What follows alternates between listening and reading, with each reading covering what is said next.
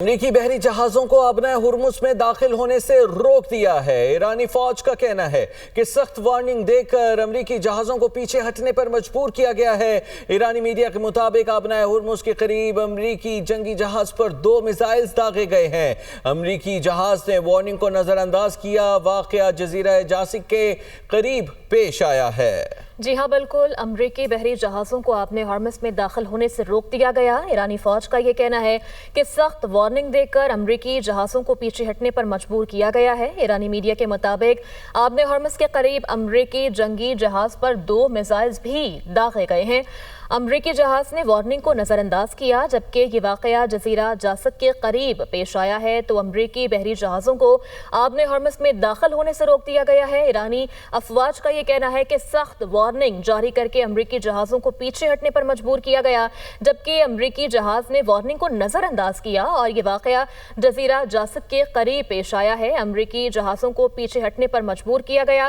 ایرانی میڈیا کا یہ بتانا ہے کہ ابنۂ ہرمز کے قریب امریکی جنگی جہاز پر 2 میزائلز بھی داغے گئے ہیں۔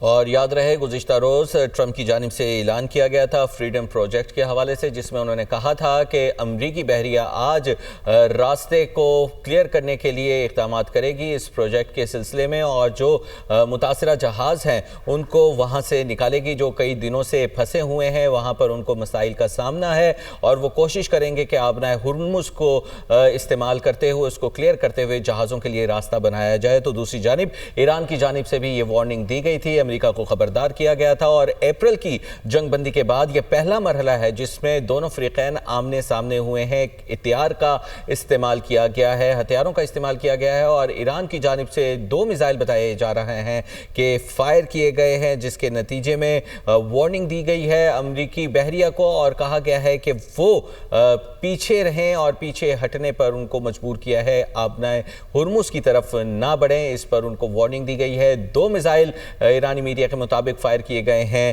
امریکی بحری جہازوں پر۔ اس سے پہلے ایران کی جانب سے یہ کلیئرنس کے حوالے سے کہا گیا تھی کہ اپنی معلومات شیئرنگ کے بغیر آپ یہاں سے نہیں گزر سکتے۔ اسی پر مزید بات کرنے کے لیے بریگیڈیئر ریٹائرڈ مسعود خان صاحب ہمارے ساتھ موجود ہیں۔ بریگیڈیئر صاحب بہت شکریہ آپ کے قیمتی وقت کا۔ سر، جو اس وقت صورتحال ہمیں نظر آ رہی ہے اپریل کے بعد، اب دونوں فریقین کے اندر ہم نے دیکھا ہے کہ ایران کی جانب سے اب میزائل فائر کیا گیا ہے، کیا کہیں گے اس صورتحال پر؟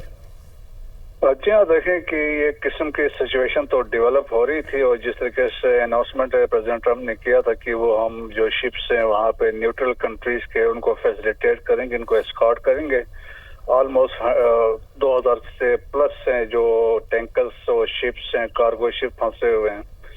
سو اس پہ ایران نے آلریڈی کہا تھا کہ اگر ایسا ہوگا that will be violation of ceasefire, اس کا ہم جواب دیں گے۔ سو لائکلی دیکھیں اس کے بعد سے یہ ایک ڈیولپمنٹ ہوئی ہے، تو ابھی دیکھنا ہوگا کہ امریکہ اس پہ کیا کرتا ہے کہ کیونکہ ابھی جس طرح پروجیکٹ فریڈم ہے، جو اس میں بہت سے 100 کے قریب جہاز بھی ہیں، 15,000 ٹروپس بھی ہیں، ان کے ڈسٹرائرز بھی ہیں اور نیول شپس بھی ساتھ ہیں، تو دیکھیں کہ اس سے ایک سچویشن ایک ایسکلیٹ تو ہو سکتی ہے، اور ابھی دیکھنا پڑے گا کیونکہ سیریسنس ہو سکتی ہے۔ اور آپ پریزیڈنٹ ٹرمپ کو ایک ویسے بھی 2 دن پہلے ایک ملٹری سینڈکام میں بھی ایک ڈفرینٹ آپشنز کے بارے میں بریفنگ بھی دی گئی تھی، اور پریزیڈنٹ ٹرمپ نے یہ بھی کہا تھا کہ جو مجھے پروپوزلس آئے ہیں تو آئی ایم ناٹ سیٹسفائیڈ، آلدو بڑے فلیکسیبل قسم کے اس میں پوائنٹس ہیں جو ایران کی طرف سے آئے ہیں، بٹ سٹل میرے خیال میں وہ چاہتے ہیں کہ ایک سکسیس نیریٹو بلڈ کریں،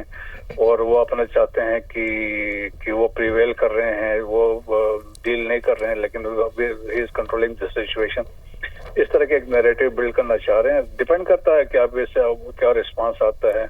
اب دیکھیں کہ اگر خطے میں کوئی بھی مزید کوئی جو ہوتی ہے جنگ وغیرہ، تو it will lead to destruction دونوں طرف سے۔ ٹھیک ہو گیا، بہت شکریہ مسعود صاحب، آپ کا قیمتی وقت آپ نے ہمیں دیا۔